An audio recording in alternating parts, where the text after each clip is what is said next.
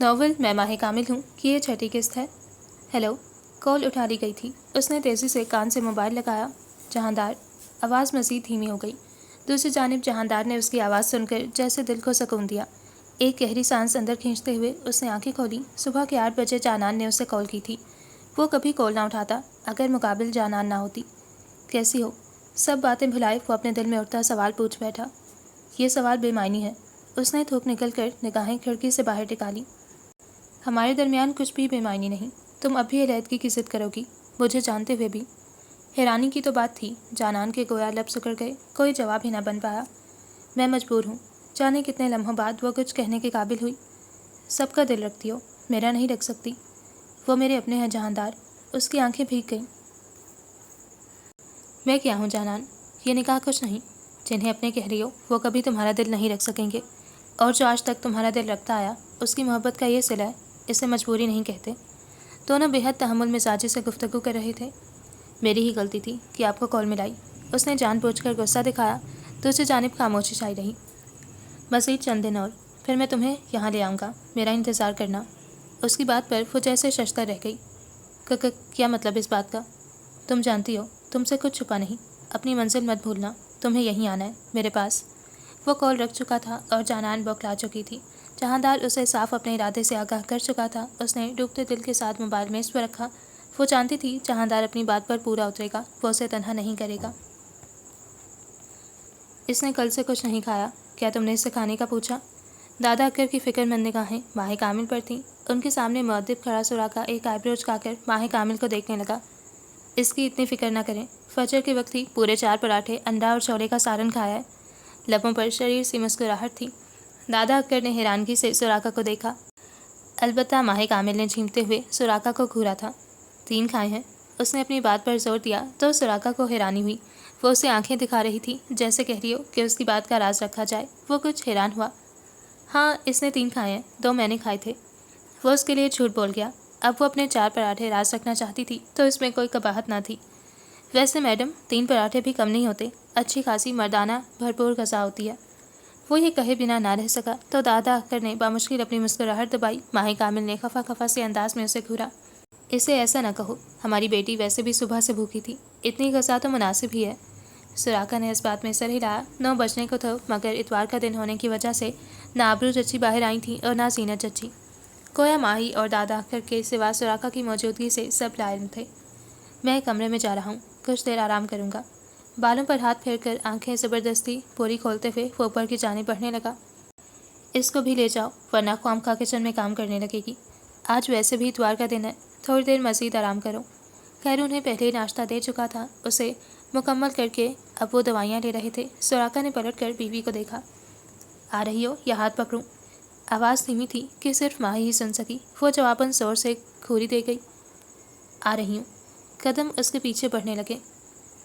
तुम अब भी किचन में हवेली वालों का नाश्ता बनाती हो? पेशानी पर गहरे बल नमूदार थे। वो हाँ बोलती मगर उसके चेहरे की संजीदगी ना नोट कर लेती। नहीं, उसे गुस्सा करने का मौका देना खतरनाक साबित हो सकता था। मुझे खबर ना हो कि तुम फिर से मेरे कहने की नाफरमानी कर रही हो। इस मामले में वो बेहद संजीदगी से सोचता था।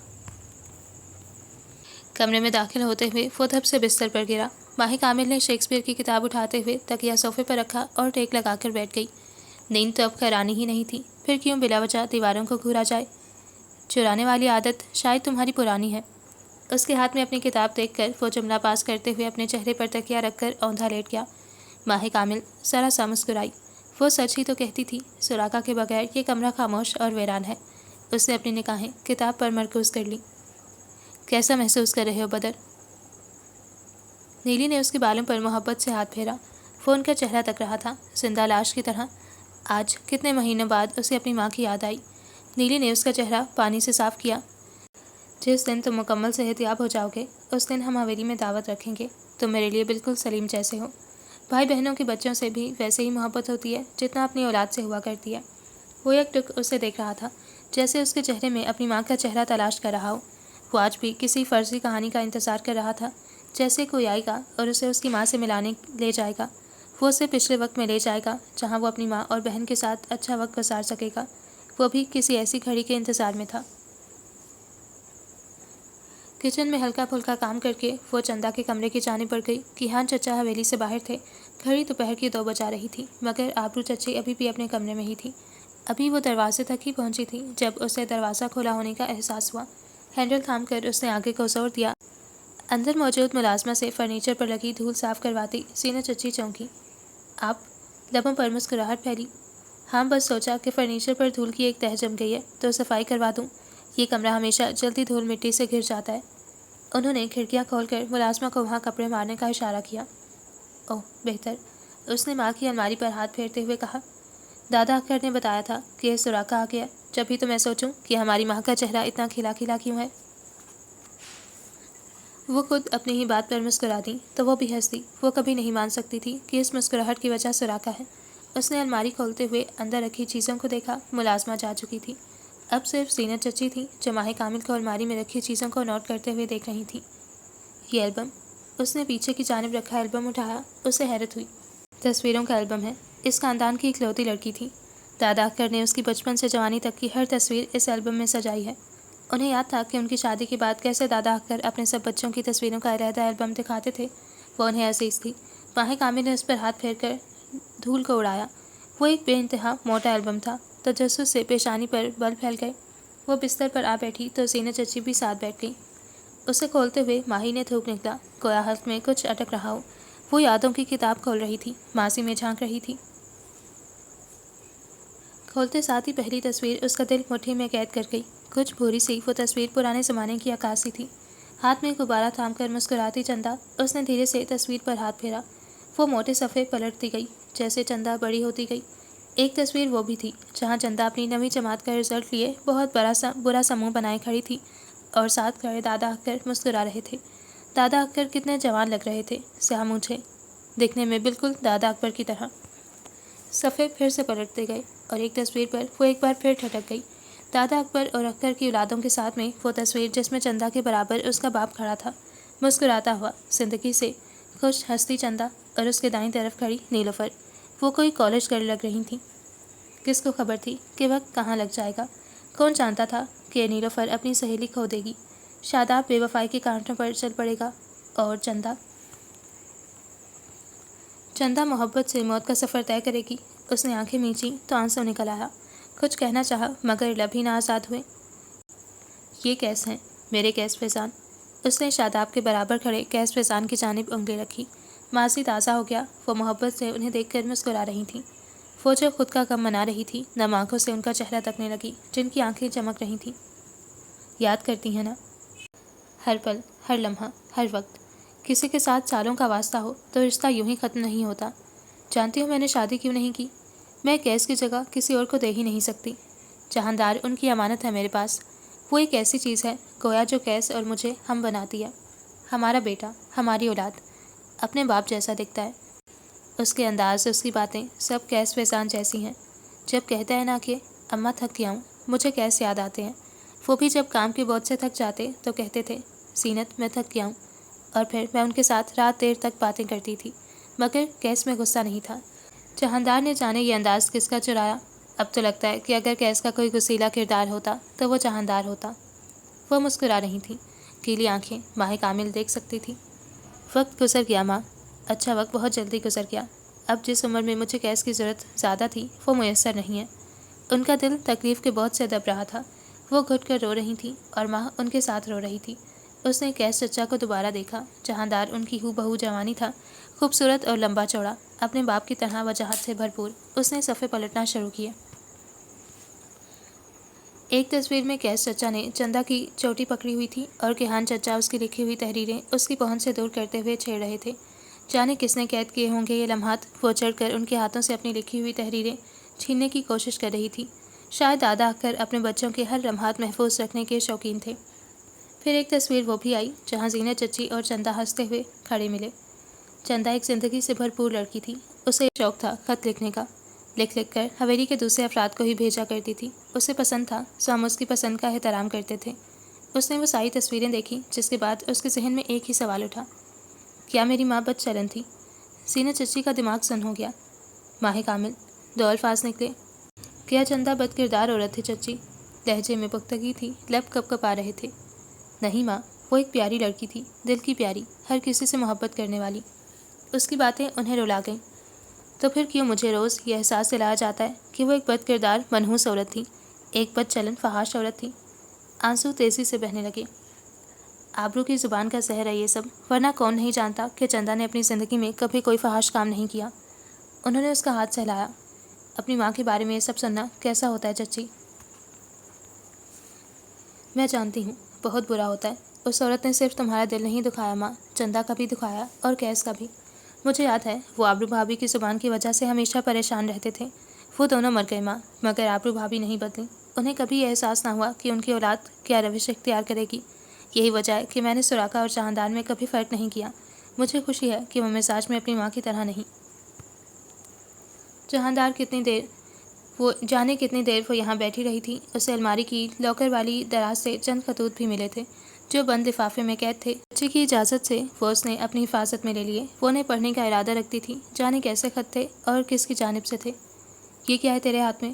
وہ چائے کا کپ ٹرے سے اٹھاتی اپنے کمرے میں بڑھ رہی تھی جب آبرو کی چنگھاڑتی آواز نے اس کا دل خراب کیا۔ وہ اس کے قریب آئیں۔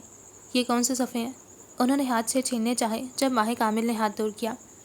یہ میرے ہیں۔ اس سے کیا بعید تھی کہ وہ دیکھتے ساتھ ہی پھاڑ دیں۔ دکھا مجھے۔ انہوں نے بڑھ کر وہ خط چھینے۔ ماہ کامل کی پیالی سے چائے چھلکی۔ کہاں سے آ رہی ہے تو؟ وہ کہتے ساتھ خط کھول رہی تھی۔ اب کوئی تجھے خط پہ لکھنے لگا ہے؟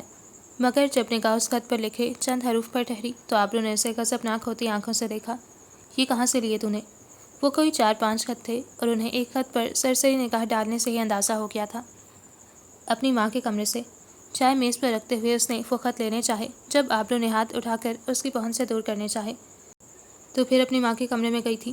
وہ چیخیں۔ ماہ کامل کے چہرے کے تاثرات بدلنے لگے، پیشانی پر بل پھیل گئے۔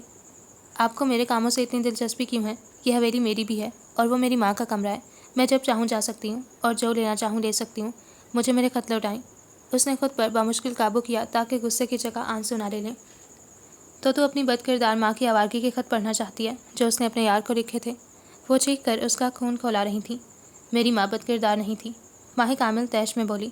میرے خط لوٹائیں، انہیں مجھے دیں اور خدا کا واسطہ ہے مجھ پر نظر رکھنا بند کر دیں۔ میں آپ کے بیٹے کی بیوی ہوں، اس کا مطلب یہ نہیں ہے کہ خود پر آپ کو پورا کنٹرول دے دوں۔ اس نے چھیننے چاہے جب آبرو نے ان میں سے ایک خط اس کے سامنے ہی پھاڑ دیا۔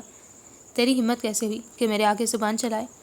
یاد رکھ، تیری ماں بھی زمانے میں ایسی پیسی تھی۔ بد کرداروں اور نافرمانوں کا یہی انجام ہوتا ہے، زمین نکل لیتی ہے انہیں۔ اپنے اس یار کے ساتھ بھاگی تھی جو خود اپنی اولاد کا باپ کہلانے کے لائق نہیں ہے۔ جتنی نفرت مجھے اس چندا سے تھی اس سے زیادہ مجھے تجھ سے ہے۔ بس اتنا ہی سب تھا ماں کا۔ وہ تکلیف سے فرش پر گر گئی، دماغ سن ہو چکا تھا اور آنکھوں سے آنسو بہہ رہے تھے۔ وہ ششدر سی کیفیت میں تھی۔ جس بد چلن کو حویلی سے اتنی مشکل سے نکالا تھا آج اس کی بیٹی گلے پڑ گئی ہے۔ میرے بیٹے کو کھا گئی منحوس۔ انہوں نے حقارت سے اسے دیکھا، ساتھ ہی وہ خط انہوں نے اس کے نزدیک پھینکے۔ تو آنے دے سراقہ کو، بتاتی ہوں کہ کیسے تو نے زبان چلائی۔ میرا بیٹا ہے وہ، طلاق دے کر فارغ کر دے گا۔ آج اسی بات کا مجھے افسوس ہے کہ میں آپ کا بیٹا ہوں۔ اس کی آواز تھی یا کوئی موت نامہ اوپر والی منزل کی ریلنگ پر کھڑا اپنی ماں کو غصے اور تکلیف سے گھور رہا تھا۔ آبرو کا چہرہ لمحوں میں سفید ہوا۔ ماہ کامل نے وہ سارے خط جمع کیے، ہچکیاں بن چکی تھیں۔ وہ نیچے آیا۔ سراقہ، یہ مجھ پر جواباً چیختی ہے۔ انہوں نے جیسے خود کا دفاع کرنا چاہا۔ مجھے خود پر افسوس ہو رہا ہے کہ جس نے اپنی بیوی کو سب جانتے بوجھتے یہیں چھوڑ دیا۔ کیوں حلال کو حرام بنا دیتی ہیں؟ گناہ سے ڈر نہیں لگتا؟ اس نے بے چارگی سے ماں کو دیکھا جیسے افسوس کر رہا ہو۔ کیوں؟ وہ نہ بھاگی تھی اپنے یار کے ساتھ؟ انہوں نے دانت پیسے۔ اپنے شوہر کے ساتھ؟ اس نے چیخ کر جملہ درست کیا۔ وہ شوہر تھا ان کا، حق رکھتی تھی وہ۔ اور جو کہانی میں جانتا ہوں اس میں آپ کا بھی منفی کردار ہے۔ اتنا چھوٹا نہیں تھا کہ باتوں کو سمجھ نہیں پاتا۔ سب جانتا ہوں اور اس حویلی میں موجود سب لوگوں سے زیادہ جانتا ہوں۔ لہجہ سپاٹ تھا۔ تو مجھ پر الزام لگا رہا ہے؟ الزام؟ آپ چاہتی ہیں میں یہاں کھڑے ہو کر معاصی دہراؤں؟ مجھے افسوس ہے کہ میں آپ کا بیٹا ہوں۔ مجھے خود سے نفرت ہو رہی ہے۔ تیری بیوی ہر برائی سے پاک ہے کیا؟ لہجہ طنزیہ ہوا۔ میں اسے بھی جانتا ہوں اور آپ کو بھی، اور مجھے آج خود سے اتنی نفرت محسوس ہو رہی ہے کہ آپ کو کبھی خوف محسوس نہیں ہوتا کہ آپ خود بھی ایک اولاد کی ماں ہیں؟ کیا صرف بیٹیوں کے نصیب سے ڈرنا چاہیے؟ بیٹوں کی ماں ہونے پر صرف فخر کیوں؟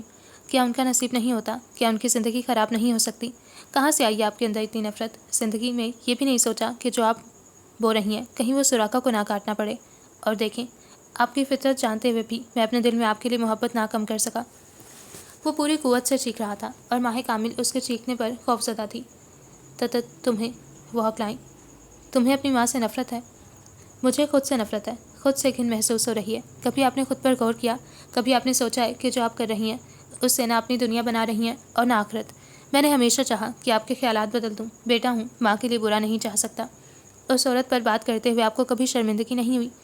मजलूम के दिल से निकली बद्दुआ से कभी नहीं डरी आप? चंदा फूफो मरकर भी सुकून में है, अपनी कब्र में लेटी हैं, और आप जीते जी भी बेसुकून और बेआराम हैं। कोई मेरी माँ के बारे में ऐसा कहे तो मैं मुंह नोच लूँ। आपकी कमज़ोरियों का फ़ायदा उठाती हैं। वो अपनी माँ को सुर्ख आंखों से घूर रहा था और आबरू साकित खड़ी थी। मैंने हमेशा आप जैसी फितरत की औरत से पनाह मांगी है। अगर माह कामिल ऐसी होती तो मैं तलाक देकर खुद उसको अकबर हवेली के गेट पर खड़ा कराता। मैं नहीं जानता एक मर्द औरत से क्या मांगता है, मगर मुझे सिर्फ सुकून चाहिए। और अगर ये औरत भी मुझे सुकून नहीं दे सकेगी तो इसको भी इजाज़त है कि मुझे छोड़ जाए। कभी सोचा है आपने अब्बा हवेली में ज़्यादा वक्त क्यों नहीं गुजारते? क्यों वो अपने दोस्तों में वक्त गुजारना पसंद करते हैं? घुटन महसूस होती है उन्हें आपके रवैये से, जैसे मुझे होती है, जैसे मैं हवेली से फ़रार पाकर शहर भाग जाता हूँ। कनपट्टी की रगें उभरी हुई थी। उसने मुड़कर माह कामिल का बाजू सख्ती से पकड़ा। वो खौफ के मारे खामोश खड़ी थी। मैंने आपसे कहा था कि मुझे कोई फ़ैसला करने पर मजबूर ना करें। वो ठहर कर बोला, अब ये मज़ीद यहाँ नहीं रहेगी। जहाँ उसका शोहर होगा ये भी वहीं जाएगी। मैं उसे मज़ीद सब जानते बूझते आपके पास नहीं छोड़ सकता। मैं इसे शहर ले जाऊँगा और अपने साथ रखूँगा, अपने करीब, जहाँ आप नहीं होंगी। उसका हाथ पकड़ते हुए वो कमरे में बढ़ गया। आबरू सन खड़ी थी तो 4 कदम पीछे चलते हुए सोफे से टकरा कर बैठ गई। जिस बेटे की माँ होने पर उन्हें फ़ख्र था, वो बेटा उन्हें हकीकत से आशना कर गया था। बिल्किस वो आधे घंटे से सजदे में झुकी हुई थी और अब जानान को तशवीश होने लगी थी। उसने पहली आवाज़ देकर उसे मतवज्जा करवाना चाहा, मगर गोया बिल्किस को कोई फ़र्क ही ना पड़ा। बिल्किस, तुम ठीक हो? अब की बार उसने कमर थपथपाई। बिल्किस फ़ौरन पीछे को हुई। अरे भाई, दुआ मांग रही थी। उसने अपना स्कार्फ खोला। दुआ? इतनी तवील? क्या कोई ख़ास बात है? उससे हैरत हुई। 4 दिन बाद रिजल्ट है जानान। बस आखिरी बार पास हो जाऊं। मैं इस घुटनज़दा हॉस्टल में मज़ीद नहीं ठहरना चाहती। वो तो जैसे रो देने को थी। जानान मुस्कुराई। तुमने मुझे डरा ही दिया। मुझे लगा खुदा न ख्वास्ता बिल्किस रिजल्ट से पहले ही अल्लाह को प्यारी हो गई हो। बिल्किस धीरे से मुस्कुराई। तुम कितनी भोली हो जानान, मगर अच्छी हो, बहुत अच्छी। वो उसके रुखसार पर प्यार से हाथ फेरते हुए उठ खड़ी हुई। शाम में कहीं बाहर चलें, थोड़ा वक्त गुजार कर वापस आ जाएंगे। जानान ने पहली बार खुद से किसी चीज़ की फरमाइश की। हाँ, ये बेहतर रहेगा। अच्छा, अभी आ जाओ, नीचे चलें, खाने का वक्त हुआ चला है। अपना हुलिया दुरुस्त करती हुई वो जानान का हाथ थामकर बाहर की जानिब बढ़ गई। कैसी हैं? उसने गहरी सांस बाहर की जानिब खारिज की। बेटे की आवाज़ सुनते हुए वो तड़प उठी। कैसा होना चाहिए मुझे? जहांदार खामोश हो गया। वो अब भी खफा थी। धीमा सा लहजा। तबीयत पूछा हूँ, जवाब तो दें।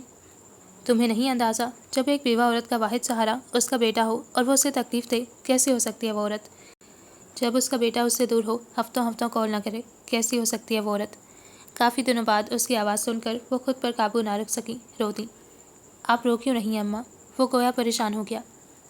मैं बस परेशान हूँ, बहुत परेशान हूँ। मैं आऊँगा ना, मैं जल्द आऊँगा आपके पास। उसकी आवाज़ से परेशानी झलक रही थी। क्या हुआ? तू ठीक तो है ना जहांदार? वो कुछ न कह सका। पता नहीं अम्मा, मगर लगता है जैसे दलदल में फंस गया हूँ। अब कोई मेरा साथ नहीं देता, या शायद कोई मेरे साथ रहना नहीं चाहता। आवाज़ कहीं दूर से आती हुई महसूस हुई। वो जब भी परेशान होता था सबसे पहले माँ को कॉल करता। जानान ने कुछ कहा क्या? उन्हें फ़िक्र लाहक हुई। अकबर हवेली वालों की तरफ से उसे जोर दिया जा रहा है। वो मुझसे तलाक मांग रही है। अम्मा, वो मासूम है। वो लोग उसकी मासूमियत का फ़ायदा उठा रहे हैं। जाने उसने कैसे ये सब बताया था। जीनत चच्ची को बेचा हैरत हुई। क्या उसने तुमसे तलाक मांगी? भला जानान जहांदार से जुदाई कैसे मांग सकती थी? तसव्वुर भी महाल था। मैं उसे कसूरवार कभी नहीं कहूँगा। वो बस खौफज़दा है। मैं उसे खुद से दूर भी नहीं करूँगा अम्मा। वो उन्हें अपने दिल की बातें बता रहा था और जीनत बेटे को सुन रही थी। मगर तू कोई ऐसा काम नहीं करेगा जहांदार जिससे दोनों हवेली के लोगों को तकलीफ़ पहुँचे। तू समझ आए ना जहांदार? वो उसे प्यार से समझाने लगी। मैं वादा नहीं करूँगा अम्मा। जानान की रजामंदी भी तो नहीं शामिल मेरे बेटे। मैं वादा नहीं करूँगा अम्मा। अब की बार किसी को अपने जज्बात से नहीं खेलने दूँगा। ये निकाह मेरे लिए बहुत अहमियत रखता है। मैं इसे कैसे तोड़ दूँ? मैं कैसे जानान को खुद से दूर रखूँ? अब हवेली वालों को मेरी खुशी का एहतराम करना होगा। मैं जल्द आपसे मिलने हवेली आऊँगा। अभी के लिए फ़ोन रखता हूँ। चंद बातें मज़ीद करके वो कॉल रख चुका था। जीन चच्ची ने परेशानी से मोबाइल की रोशन स्क्रीन देखी। उन्हें तंग करने के लिए उनका ही लड़का काफ़ी था। मैं शहर नहीं जाऊँगी, मैं यहीं रहूँगी। मुझे शहर नहीं जाना। उसने हिम्मत करके लब खोले। सोफे पर बैठे सिगरेट पीते सुराका को गोया कोई फर्क ही नहीं पड़ा। वो सर झुकाए ना जाने किन सोचों में था। सुराका, उसने एक बार फिर पुकारा। वो बदर आलम को छोड़कर कैसे जा सकती थी? कम से कम एक तसल्ली तो थी, वो एक गाँव में थे। मुझे थोड़ा सुकून दे सकती हो? अगर नहीं दे सकती तो बता दो, मैं बाहर चला जाऊँगा। सुराका ने उसे तेज़ नज़रों से घूरा तो वो खामोश हो गई। वो चंद मिनटों की खामोशी चाहता था। पेशानी पर गहरे बल परेशानी की अलामत थे। वो उसे तकते हुए बिस्तर पर बैठ गई। तुमने मुझसे क्यों छुपाया? उसने धीरे से चेहरा उठाकर माँ को देखा। माह कामिल ने इधर उधर देखने लगी जैसे कतरा रही हो। तुमने मुझे सच क्यों नहीं बताया माह कामिल? सुराका, वो हिचकिचाई। तुमने मुझसे इतना कुछ छुपाया। अब की बार वो चीख उठा। सब जानते थे तुम ठीक नहीं हो। शोहर तो मैं था ना, मगर मुझे ही नाखबर होने दी। तुम्हें लग रहा था कि मेरी तुम्हारे लिए परवाह आरसी है। मैं पागल था जो तुम्हारे लिए सोचता था। सलीम ने मुझे कॉल की थी कि मुझे अपनी बीवी के लिए गांव लौटना चाहिए। कि अब मुझे कोई दूसरा बताएगा कि मेरी बीवी कैसी है? क्या मेरे और तुम्हारे दरमियान कोई रिश्ता नहीं माह कामिल? दादा अक्कर भी तुम्हारी तरफ से परेशान थे और शहर से गाँव के इस सफ़र में मैं सिर्फ ये सोचता रह गया कि क्या माह कामिल के लिए मैं कुछ नहीं। क्या मिला ये करके? क्या मिला मुझसे छुपाकर? कौन सी जंग जीत दी तुमने? मुझे पहले मालूम होता तो मैं ताख़ीर नहीं करता, पहले ही शहर ले जा चुका होता। मुझे लगता रहा कि बात सिर्फ किचन की है, मगर मामला इतना संगीन होगा मुझे खबर ना थी और ना किसी ने होने दी। उसने तंजिया निगाहें बीवी पर डाली। मुझे शहर नहीं जाना, उसने बामुश्किल बोला। मैं पूछ नहीं रहा, बता रहा हूँ। हम कल शहर जा रहे हैं। बिना कोई बहस किए अपना सामान बांध लो। एक गहरी निगाह उस पर डालता हुआ वो बाहर निकल गया। माह कामिल का दिल चाह रो दे जो भी था, मगर वो यहाँ से नहीं जाना चाहती थी। कमरे में दोबारा खामोशी छा चुकी थी। माह कामिल ने खुद को एक बार फिर थका हुआ महसूस किया। तुम अपना शहर वाला घर देखना चाहती हो, मैं तुम्हें हर हफ्ते वहाँ लेकर जाऊँगा। चंद घंटों बाद वो उसे खुद ही बहला रहा था। हालांकि आखिरी बार के बाद माह कामिल ने उससे कुछ नहीं कहा था। बाल सवार थी माह कामिल ने उसको आईने के अक्स में देखा। वो बिस्तर पर औंधा लेटा अपने दोनों बाजू थोड़ी के नीचे रखते हुए उससे देख रहा था। और हम हर 2 हफ्ते के वक्फे से बदर आलम से मिलने शहर से आएंगे। जैसे बच्चों को बहलाकर मनवाया जाता है, वो बिल्कुल वैसे ही बहला रहा था। अगर वो संजीदगी बरकरार ना रखी होती तो वो हंस देती। सुबह की चाय मैं बना दिया करूँगा अगर तुम चाहोगी, मगर बर्तन तुम धो लेना क्योंकि वो मुझसे साफ नहीं धुलते। लहजे की मासूमियत माह कामिल का दिल पिघला रही थी। वो दिल से ना भी मानती तो भी सुराका उसे शहर लेकर जाने वाला था, मगर वो उसका दिल राज़ी करना चाहता था। बदर आलम वाली ऑफ़र पर उसका दिल मुतमईन हो गया। मुझे घर दिखाएंगे? हाँ, हम हर इतवार शाम की चाय वहाँ पियेंगे। तुम मुझे अपनी मर्ज़ी की दिलचस्प कहानियाँ सुनाना। वो धीरे धीरे मान रही थी। माह कामिल की आंखें खुशी से फैली। पहले तो वो बदर आलम से 3-3 हफ्तों तक नहीं मिल पाती थी, भले दूर से ही सही, मगर सुराका उसे 2 हफ्तों के वक्फे से मिलवाने वाला था। पुराने घर की याद और उसमें बसी यादें ताज़ा हो गई। दादा अख्तर ने क्या कहा? खामोश हैं, वजह जानना चाहते हैं, मगर मैं अपनी माँ की बुराई नहीं कर सकता। मैंने कह दिया कि अब चूंकि बीवी मेरी है तो जहाँ मैं जाऊँगा उसे भी वहीं जाना होगा। वो खुश था कि इस बार वो अकेला शहर नहीं जाने वाला था। तुम्हें शेक्सपियर की किताब के अलावा जो सामान समेटना है समेट लो, सुबह सूरज चढ़ने से पहले निकल जाएंगे। वो सीधा होकर लेट गया तो माह कामिल सिंघार मेज़ पर रखे उन खतूत को देखने लगी जो उसने अभी तक नहीं खोले थे। शायद अब सब कुछ बेहतर हो रहा था, सब ठीक हो रहा था। सुबह नाश्ते के बाद वो जाने से कबल माँ के कमरे का दरवाज़ा खटखटा रहा था, मगर दरवाज़ा अंदर से लॉक था। तुम्हारी माँ कल से ही कुछ खामोश है, ना बात करती है और ना खाना खा रही है। किहान फिक्रमंद थे। क्या कुछ हुआ है? उनसे ही जान लीजिएगा। सुराका ने निगाहें चुराईं। क्या वो बाहर नहीं आएंगी? मुझे नहीं लगता। बहरहाल तुम लोग जाओ, अल्लाह आफियत का मामला रखे। दादा अक्कर और जीनत चच्ची से मिलकर गांव से बहुत दूर निकल आए। तमाम रास्ता बेहद खामोशी से गुजरा। वो पीछे छोड़े हुए रास्तों को खिड़की से बाहर देखने लगी। अकबर हवेली कहीं बहुत दूर नजर आ रही थी। अभी तो वहाँ के लोग भी लाइम थे कि माह कामिल शहर चली गई है। वो किसी तौर बदर आलम को पता नहीं चलने देना चाहती थी। उसे मालूम था कि वो कितना उदास हो जाएगा।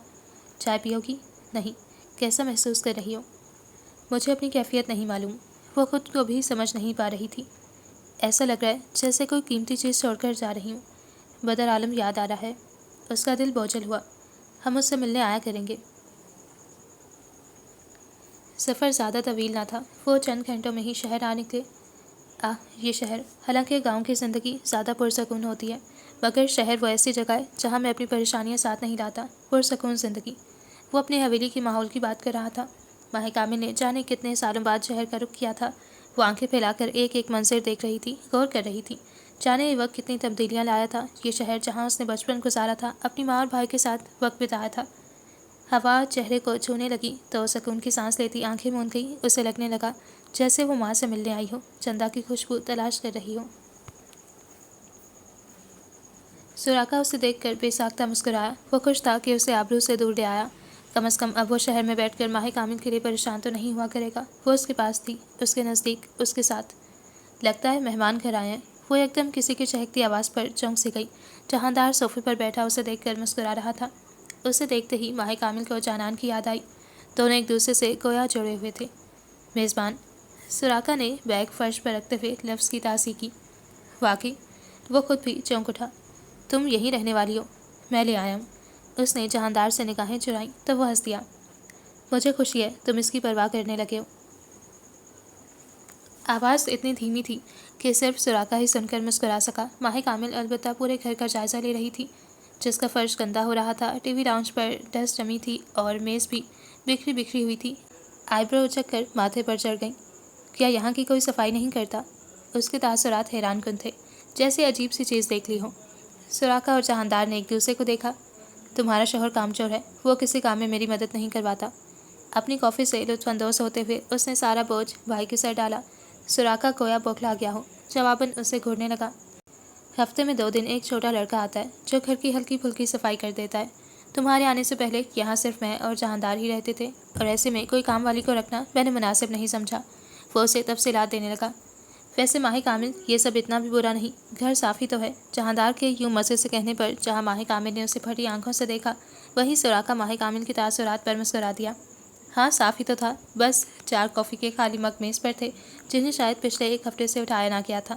ٹی وی لاؤنج مٹی سے گھرا ہوا تھا. صوفے پر ایک لیپ ٹاپ تھا اور آفس کی فائلز بکھری ہوئی تھیں. فرش کو دیکھ کر ایسا لگتا تھا جیسے پچھلے 4 دن سے جھاڑو نہ دی ہو. یہ صاف ہے. آپ لوگ یہاں کیسے رہتے ہیں؟ کیا آپ لوگوں کے کمرے بھی ایسے گندے ہیں؟ اس کا سوچ کر ہی عجیب حال ہونے لگا. نہیں میرا نہیں، اپنا کمرہ میں خود صاف کرتا ہوں. البتہ جو تاثرات تمہارے ابھی ہیں، اس کے بعد میں تمہیں وارن کر دیتا ہوں کہ جہاندار کے کمرے کو نہ دیکھنا. وہ اس گھر کی سب سے گندی جگہ ہے. بڑی سنجیدگی سے بتایا گیا. گھونٹ لیتے جہاندار کو اچھو لگا. اس نے پیشانی پر بل پھیلاتے ہوئے سراقہ کو دیکھا. اب لگ رہا ہے ہمارے گھر میں ایک لڑکی آئی ہے. وہ مسکرا دیا. خوش آمدید ماہ کامل. جہاندار کو اس کا آنا خوشی دے رہا تھا. شکریہ جہاندار بھائی. یہاں کیسے دل لگے گا؟ وہ ارد گرد دیکھنے لگی. چہرہ پھیکا پڑ گیا. میں بیگس کمرے میں لے کر جا رہا ہوں، چاہو تو کمرہ بھی ابھی دیکھ لو. سراقہ کی آواز پر وہ اپنی چادر سنبھالتی ہوئی اس کے پیچھے بڑھ گئی. یہ سامنے والا کمرہ جہاندار کا ہے. اپنے کمرے کا دروازہ کھولتے ہوئے سراقہ نے سرسری سے بتایا. ماہ کامل نے سراقہ کی لمبی چوڑی پشت دیکھی. اسے پہلی بار اپنی محفوظ ہونے کا احساس ہوا. وہ ایک مرد تھا، اس کے لیے تپتی دھوپ میں دیوار کی مانند تھا. کمرے میں دروازہ کھلتا چلا گیا. وہ ایک بڑا اور کشادہ کمرہ تھا. کمرے میں داخل ہوتے ساتھ ہی وہ خوشگوار کیفیت سے دوچار ہوئی. کمرے کی سیٹنگ دل مو لینے والی تھی. بستر کے بالکل سامنے دیوار پر کتابوں کا ریک تھا جسے سراقہ نے اپنی مرضی اور خوبصورتی سے سجایا ہوا تھا. سفید رنگ کی سادی سی رائٹنگ ٹیبل جس پر اس کا لیپ ٹاپ رکھا ہوا تھا. وارڈروب اور سنگل صوفہ. سنگل صوفہ؟ وہ آنکھیں پھاڑ کر اس سنگل صوفے کو دیکھ رہی تھی. مجھے سیٹنگ بدلتے رہنے کا شوق ہے. پچھلے مہینے ہی کمرے میں تبدیلی کی ہے. وہ اسے بتا رہا تھا. یہ یہاں بڑا صوفہ نہیں ہے؟ نہیں. مگر کیا؟ میں کہاں سوؤں گی؟ آواز گھٹ کر نکلی. اس جہازی سائز بستر پر. اس نے ہاتھ پھیر کر جیسے بستر کی موجودگی کا احساس دلایا. وہ اب اس کی حالت کو انجوائے کر رہا تھا. ویسے بھی میں سوتے ہوئے تنگ نہیں کرتا. ہینڈسم ہونے کے ساتھ ساتھ ستھرا ہوا لڑکا بھی ہوں. نیند میں بولتا بھی نہیں ہوں. تم آرام سے سو سکتی ہو. گویا خود سے ہی سارے مسئلے حل. ماہ کامل نے چہرے کا رخ ہی موڑ لیا. اگر اسے علم ہوتا تو وہ یہاں کبھی نہ آتی. دل چاہا رو دے، مگر جو ہونا تھا ہو چکا تھا. ماہی. اس نے پیار سے پکارا تو وہ ہچکچائی. کہیں تم بہت اچھی دوست ہو میری. نہیں ہوں میں آپ کی دوست. اسے رہ رہ کر رونا آ رہا تھا. کاش یہ آدمی اسے شہر لانے کی ضد نہ کرتا. اگر تم دوست نہیں بنو گی تو میں کسی اور کو بنا لوں گا، محسوس ہوتے ہوئے کہا. ماہ کامل نے یکدم اسے دیکھا. کس کو؟ جیسے جاننا چاہ رہی ہو. کسی بھی لڑکی کو. ویسے تمہارے ساتھ دوستی کا پہلا تجربہ اچھا ہے. لڑکیاں واقعی اچھی دوست ہوتی ہیں، خیال رکھنے والی. اب تم راضی نہیں ہو تو میں مزید زبردستی نہیں کروں گا، کسی اور کو دوست بنا لوں گا. اسے لگا جیسے وہ اس کی جگہ کسی اور کو دینا چاہتا ہوں. ایسے کیا دیکھ رہی ہو؟ میں لڑکی دوست نہیں بنا سکتا کیا؟ اس پر نگاہ پڑتے ہی وہ اس کی حالت سے انجان بن گیا. آپ اپنی مرضی کے مالک ہیں، جو چاہیں کر سکتے ہیں. نگاہیں چراتے ہوئے وہ اپنا بیگ کھولنے لگی. کیا وہ واقعی کسی کو دوست بنانے کے بارے میں سنجیدہ تھا؟ سراقہ تو کہتا تھا کہ جب تک وہ چاہے گا माही उसकी दोस्त रहेगी, क्या वो भूल गया था? तुम भी तो बहुत कुछ अपनी मर्जी से कर रही हो। जाने वो क्या बोल रहा था। माही कामिल उसका चेहरा तकने लगी। सबसे आखिर में मुझे छोड़कर चली जाओगी, ये कहते हुए उसके तासुरात फीके पड़ गए। माह का दिल बोझल हुआ। फिर अच्छा है, अगर मैं किसी को दोस्त बना लूँ, तुम्हारे जाने के बाद कम से कम वो मुझे संभाल तो लेगी। जुदाई की बातें करना महाल था। वो करवट लेकर माही कामिल की जानिब पुश्त कर गया। कपड़े कहाँ रखूँ? वो बामुश्किल बोल पाई। आप अलमारी ख़राब ना करें, मैं इस जगह रख लेती हूँ। सबसे नीचे एक छोटा सा खाली खाना था, इसके अलावा अलमारी में कोई खाली जगह नहीं थी। तुमसे बढ़कर भी कुछ है, जाने अनजाने में कहते हुए उसने पूरा एक हिस्सा खाली कर दिया। अलबत्ता सुराका उसे अपने कपड़ों का हिस्सा बिगाड़ चुका था। माही कामिल ने उसका जुमला दिल के बहुत करीब महसूस किया। तुम जैसा रखना चाहती हो रख सकती हो, सिंगार में इस पर जो सजाना चाहो सजा सकती हो, तुम्हें पूरा हक है। इख्तिताम जुदाई से होगा, ये जानते हुए भी वो उसकी आंखों में मोहब्बत देख रहा था। माही को उसकी मोहब्बत से खौफ महसूस होने लगा। सुराका का एक हाथ वार्डरोब के दरवाजे पर था, जबकि आंखें उसकी आंखों में झांक रही थीं। वो एक दिल जो सुराका की हमेशा तवज्जो खींचता था, वो एक चेहरा जो सहन हिफ्स कर चुका था। दोनों के दिलों में मोहब्बत पल रही थी। उसे खुद पर यकीन था, वो उसे अपनी मोहब्बत से रोक लेगा, उसे खुद से दूर नहीं होने देगा। मैं वार्डरोब सेट कर देती हूँ। निगाहें चुराते हुए अपने तहशुदा कपड़े बैग से निकालने पड़ गई। सुराका मुबहिम सा मुस्कुराता हुआ दोबारा बिस्तर पर धप से गिर गया। उसे काम करते देखना भी उसके नज़दीक एक काम था, जिसे वो बखूबी अंजाम दे रहा था। इलायची कहाँ है? वो किचन के तमाम कैबिनेट खंगाल चुकी थी। अरे रखी होगी माँ बेटी, गौर से देखो। लाउंज से आती जहांदार की तंग करने वाली आवाज़ पर झंझला गई। पिछले 5 मिनट से देख रही हूँ, नहीं है। पानी की पतीली चूल्हे पर चढ़ी हुई थी। तुम्हें चाहिए क्यों? क्योंकि मुझे चाय पीनी है, सर में दर्द हो रहा है। चाय का इलायची से क्या ताल्लुक है? पानी में पत्ती डालो और दूध डालकर पका लो। वो हैरान हुआ। मैं इलायची वाली चाय को फौकियत देती हूँ। उसका जवाब लाजवाब होता है। उसे खुद भी लाजवाब करती उठने पर आमादा कर गई। मैं आया और मुझे मिल गई ना तो फिर देखना। अपने कमरे बिखरे बालों को मज़ीद बिखेरते हुए वो किचन में दाखिल हुआ। माही कामिल हल्का सा मुस्कुराई। जहांदार ने मसालों के कैबिनेट खोलकर अंदर झांका। वो कैबिनेट इतने ऊंचे ज़रूर थे कि माही कामिल उन्हें खोलकर सामने से देख सकती थी, पीछे तक उसका हाथ नहीं पहुंच सकता था। इसे कहते हैं इलायची, और ये मसालों के कैबिनेट में पाई जाती है। उसने नीले रंग का डिब्बा माही कामिल की आंखों के आगे लहराया। मुझे क्या खबर थी कि इतने पीछे की जानिब होगी। वहाँ तक ना मेरी आंखें जाती हैं और ना हाथ। मुस्कुराहट छुपाते हुए वह उससे डब्बा लेती चाय में इलायची डालने लगी। तुम्हारा कद क्या पैदाइश की बात ही रुक गया था? वो खुद हंसी दबाते हुए तंग करने लगा। माही कामिल ने हैरानी और गम से उसे देखा। वो कोई छोटे कद की तो नहीं थी, माही जानान के मुकाबले में लंबी थी। 5 फीट 6 इंच की आइडियल हाइट। आप अगर मेरे कद का अपने कद से मुकाबला कर रहे हैं तो ये गलत है। प्लीज़ मेरे लिए भी चाय बना दो, 3 घंटे से बैठा हूँ लैपटॉप के आगे। माही कामिल ने दोनों के लिए चाय बनाकर ट्रे में रखी और बाहर ले आई। जानान कैसी है? चंद दिनों में यहाँ ले आऊँगा, फिर तुम खुद ही पूछ लेना। जी, जानान मेरी छोटी बहन है, मैं उसकी खुशी में बहुत खुश हूँ। जहांदार उसका चेहरा देखता हुआ हल्का सा मुस्कुराया। वो वाकई जानान की नई ख्वाहिश से वाकिफ़ नहीं थी। छोटी, चाय अच्छी है। माही कामिल ने अपने नए नाम पर मुस्कुरा कर उसे देखा। दोनों भाइयों को उसका नाम बिगाड़ने का शौक था शायद। मैंने सोचा है पड़ोसियों से मिलने जाऊँ, उनसे काम वाली की बात करूँगी। घर बहुत गंदा हो रहा है और इसमें काफ़ी तब्दीलियों की ज़रूरत है। शेख साहब हमारे बाएं पड़ोसी हैं, तुम उनके घर को भी चुन सकती हो मुलाकात के लिए। माही कामिल ने उसका चेहरा देखा। ऐसा लगा जैसे वो अपनी मुस्कुराहट छुपा रहा हो। तो फिर क्या हम अभी चलें? अभी? जहांदार ने अपने आगे खुले लैपटॉप को देखा। हाँ, मैं घर की औरतों से छोटी सी मुलाकात करके काम वाली का कह दूँगी। वो कल सुबह तक उसे भेज भी देंगी। जहांदार इनकार ना कर सका। अच्छा चलाओ, अब वाकई लग रहा है कि घर में कोई लड़की आ गई है। भव्य उचका कर कहते हुए फोर्ट खड़ा हुआ तो माही कामिल अपनी चादर लेने ऊपर बढ़ गई। 15 मिनट की गुफ्तगू के बाद माही कामिल घर से बाहर आ गई थी। उसके उलझे तासुरात को नोटिस करके हंसता जहांदार कुछ ना जानते हुए भी सब जान गया। कैसा लगा फिर? ये 2 औरतें क्या बहनें हैं? वो अब तक मुकम्मल उलझी हुई थी। जहांदार का कहका गूंजा। नहीं, मगर बहनों की तरह रहती हैं। ज़्यादा सवाल मत करना वरना मेरे जवाब से घबरा जाओगी। कदम घर की जानिब बढ़ने लगे। मगर वो दोनों शेख साहब को गुड्डू की अब्बा क्यों कह रही थी? क्या मुश्किल थी, गोया एक पहेली हो, क्योंकि वो दोनों ही शेख साहब की बीवियां हैं। अब की बार उसने चाबी घर के गेट पर घुमाते हुए मज़े से बताया। माही कामिल की आंखें फैली। बीवियां? दोनों एक साथ? सहन में सवालों का समंदर था। हाँ, यही तो ख़ास बात है। जितनी मोहब्बत से ये दोनों अपने शौहर के साथ रहती हैं, اتنی محبت سے ایک میاں بیوی بھی نہیں رہتے ہوں گے۔ بہرحال تمہارے مشن کا کیا ہوا؟ انہوں نے کہا ہے کہ وہ اپنی کام والی کو صبح ہی بھیج دیں گے۔ وہ اس کے پیچھے لاؤنج میں بڑھ رہی تھی۔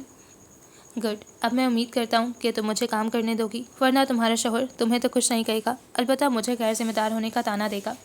ہاں بھائی، باورچی آج کھانے میں کیا ہے؟ سحریلے شام کا سالن اور بطخ کے انڈے، چاول کے ساتھ نوش فرمائیں گے یا جلی ہوئی روٹی بناؤں؟ سراقہ کی گمبھیر آواز کچن سے ہی ابھری تو جہاندار مسکرا دیا۔ نہیں، میں کچھ آرڈر کر لوں۔ ماہ کامل کو چپکی لگ گئی۔ کیا وہ کھانا بنا رہا تھا؟ یکدم ہی وہ کچن کے دروازے پر آ کھڑا ہوا۔ میں مدد کروا دوں؟ اسے اپنا کھڑا رہنا برا لگنے لگا۔ نہیں، میں کر لوں گا، یہاں بہت گرمی ہے، تم کمرے میں چلی جاؤ۔ اسے تسلی دیتا ہوا وہ دوبارہ اندر کی جانب بڑھ گیا۔ اگر میں لڑکی ہوتا تو سراقہ سے شادی کر لیتا، کیونکہ یہ آدمی صرف لڑکوں کے ساتھ ہی سنگ دل ہے، بیوی کے لیے گھنٹہ گھنٹہ کچن میں رہ سکتا ہے۔ اس کی بات کو انجوائے کرتی ہوئی وہ اپنے کمرے میں چلی گئی۔